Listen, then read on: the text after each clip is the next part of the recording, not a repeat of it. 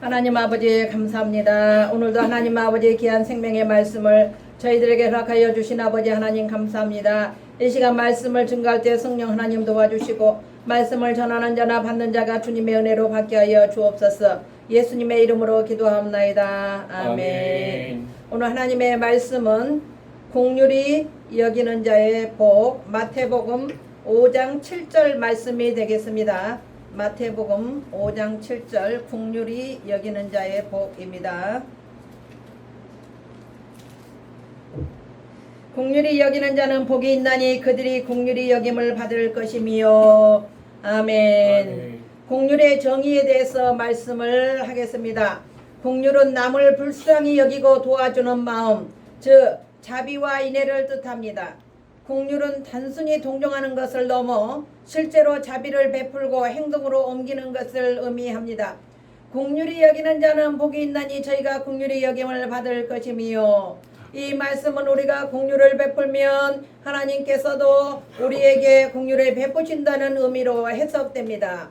긍휼을 베푸는 것은 자기에게도 유익하며 마음의 평안과 좋은 인간관계 그리고 하나님의 복을 받는 귀한 은혜가 됩니다. 긍휼의 대상은 고통받는 이웃, 불신자, 심지어 나를 박해하는 원수에게도 베풀어야 하며 자존심과 인격을 존중하는 태도가 중요합니다. 긍휼은 하나님의 계명의 기초와 기본 바탕이며 어려운 처지에 있는 이들을 돌보는 것이 하나님의 뜻임을 강조합니다. 이처럼 긍휼히 여기는 자는 하나님과 이웃 모두에게 긍휼을 받으며 진정한 복을 누릴 수가 있습니다. 긍휼에 가장 가까운 단어는 자비로운 마음입니다. 남을 대할 때 강팍한 마음이나 인색한 마음으로 대하는 것이 아니라 긍휼히 여기라는 것입니다.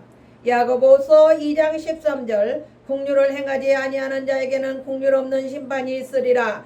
긍휼은 심판을 이기고 자랑하느니라. 아멘. 아멘. 이 말씀은 우리가 심판받지 아니하려면 긍휼한 마음을 갖고 살아야 한다는 말씀입니다.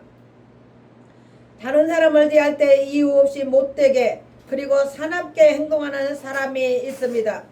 긍휼과 사랑의 마음으로 대하지 않고 상처를 내는 사람이 있습니다. 남을 힘들게 하는 사람, 나보다 가난하고 나보다 힘이 없고 연약한 자에게 힘들게 하는 사람이 있습니다. 우리가 정말 기억할 것은 남에게 따뜻한 마음과 감싸 안는 마음을 가지고 살아야 합니다. 우리는 하나님께 예수 그리스도의 보혈의 공로로 힘입어 하나님의 은총으로 살아가는 빚진 자입니다. 그러므로 은혜를 받은 자는 결코 남에게 대하여 사납게 대하면 정죄하면 안 되는 것입니다.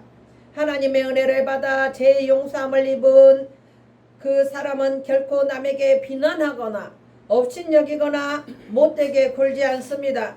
갈라디아서 6장 7절 스스로 속이지 말라. 하나님은 업신여김을 받지 아니하시나니 사람이 무엇으로 심든지 그대로 거두리라. 아멘. 갈라디아서 6장 9절로 10절 우리가 선을 행하되 낙심하지 말지니 포기하지 아니하면 때가 이름에 거두리라. 그러므로 우리는 기회 있는 대로 모든 이에게 착한 일을 하되 더욱 믿음의 가정들에게 할지니라. 아멘. 마태복음 7장 12절 그러므로 무엇이든지 남에게 대접을 받고자 하는 대로 너희도 남을 대접하라 라는 말씀과 같이 내가 먼저 남에게 긍휼을 베풀면 나도 남에게 긍휼히 여김을 받는다는 말씀입니다. 지금까지 네 가지 복이 내면의 내적 성품에 관한 복이라면 나머지 네 가지 복은 그것이 밖으로 드러나는 모습, 다른 사람들과의 관계에서 나타나는 형태의 복이라고 볼 수가 있습니다.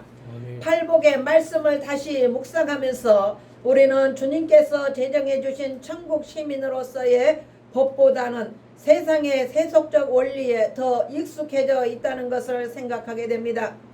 긍휼도 마찬가지입니다. 세상에서 적응하며 살기 힘들어지고 세상이 각박해지면서 긍휼히 여기는 마음만 가지고는 살아가기 힘들다고 느끼기 쉽습니다. 각박하고 힘든 세상에서 긍휼의 마음으로 살아간다는 것은 손해만 보고 말 것이라는 생각을 하게 됩니다. 국률의 사전적인 정의는 불쌍하게 그리고 가엾게 여겨서 도와줌입니다. 국률은 남을 불쌍히 여기는 마음에서 출발합니다. 국률은 히브리어 라함, 자궁에서 나오는 말입니다. 여자가 자궁의 아이를 품은 어머니의 마음 같은 태에서 나온 이들이 느끼는 감정이라는 의미입니다. 여기에서 국률, 자비, 인애라는 의미로 발전하여 사용되었고 용서의 은혜를 표현할 때 쓰이기도 합니다. 하나님은 우리를 국률이 여기십니다. 우리의 죄와 허물을 그리고 죄의 결말로 사망에 이르게 된 것을 국률이 여기셔서 독생자 예수 그리스도를 우리에게 대신하여 십자가에 못 박아 죽게 하셨습니다.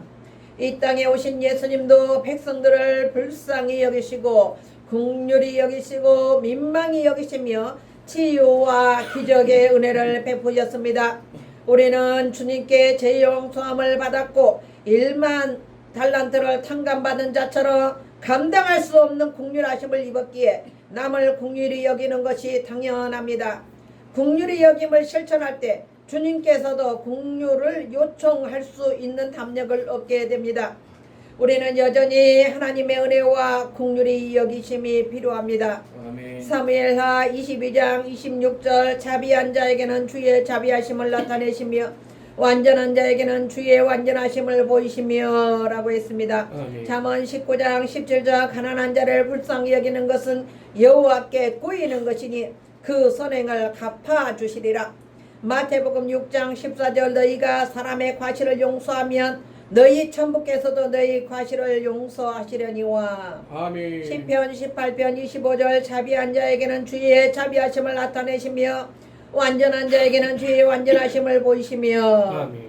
시편 37편 26절 저는 종일토록 은혜를 베풀고 구워주니 그 자손이 복을 받는도다. 아멘. 시편 41편 1절 가난한 자를 보살피는 자에게 복이 있으며 재앙의 날에 여호와께서 그를 건지시리로다. 아멘. 시편 112편 9절 그가 재물을 흩어 빈궁한 자들에게 주었으니 그의 의가 영구히 있고 그의 뿌리 영광 중에 들리리로다. 아멘.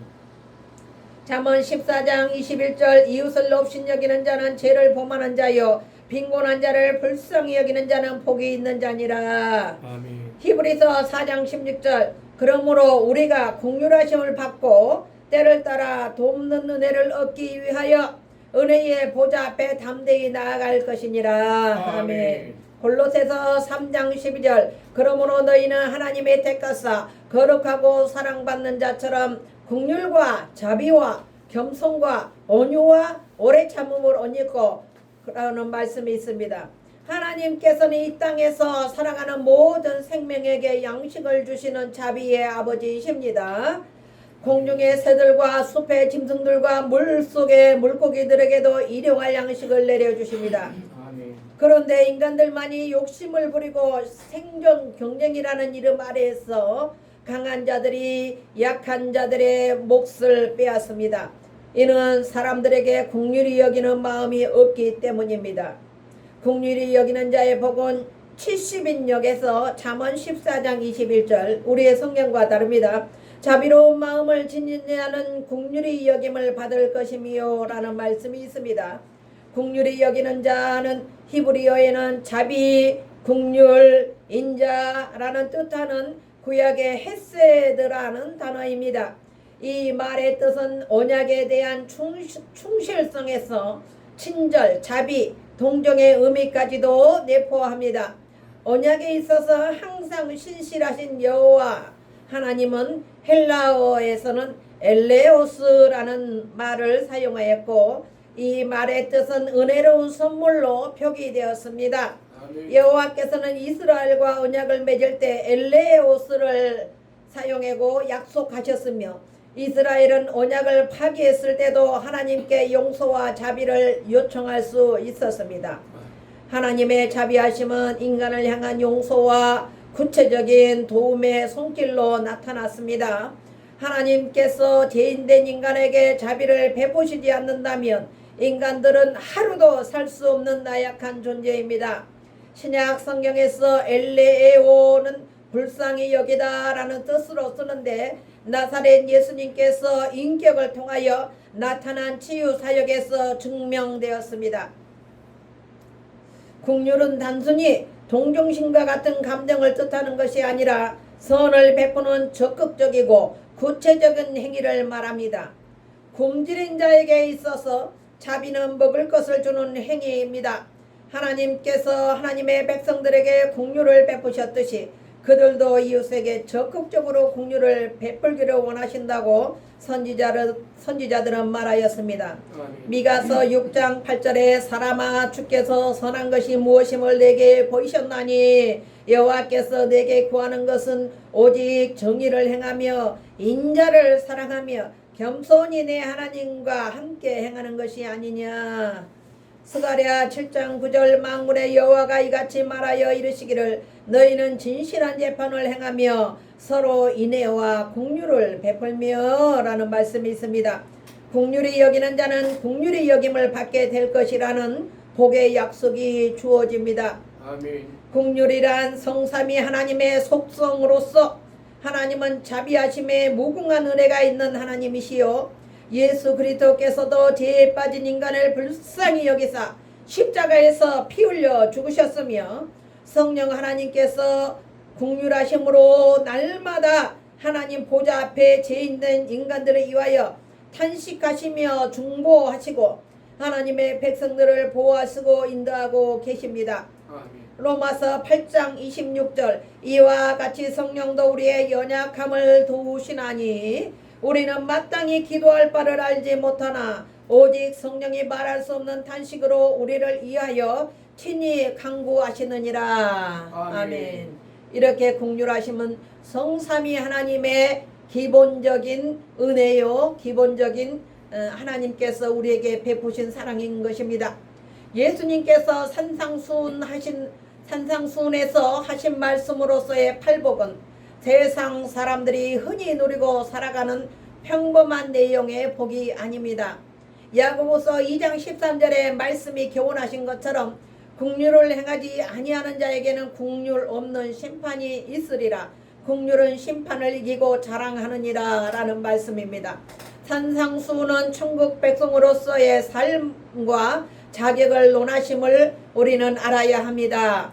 이 땅에서 사는 날 동안 하나님의 백성으로 거룩하고 신실하게 그리고 살다가 장차 누릴 천국에서 천국 백성으로서의 필수적인 덕목으로 꼭 필요한 것들로 나열되어 있기 때문에 이 산상수훈 팔복은 기도하시면서 이러한 덕목들이 나에게 임하게 해주시라고 기도해서 꼭 받아서 실천에 옮겨야 합니다.